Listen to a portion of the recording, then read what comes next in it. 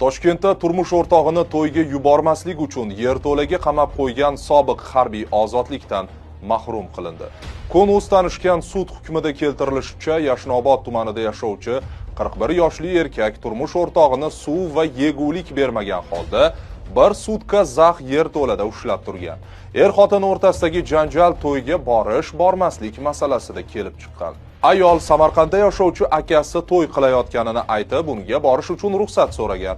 Ammo erkak to'yonaga pul yo'qligini bildirib, ruxsat bermagan. So'ngra xotini to'yga ketib qolmaslik uchun uni ko'p qavatli uy yerto'lasiga qamab qo'ygan. 4 farzandning onasi bo'lgan ayol sudda yerto'la qorong'i bo'lganini, turli hasharotlar, sudralib yuruvchilar bo'lishi mumkinligini o'ylab qattiq qo'rqqanini aytgan. Sud hukmi bilan sobiq harbiy zo'rlik ishlatib g'ayriqonuniy ravishda ozodlikdan mahrum qilish hamda oilaviy zo'ravonlik jinoyatlarini sodir etganlikda aybli deb topilgan unga 3 yil 1 oy muddatga ozodlikdan mahrum qilish jazosi tayinlangan. Erkakka qo'llanilgan ehtiyot chorasi o'zgartirilib, u darhol sud zalida qamoqqa olingan.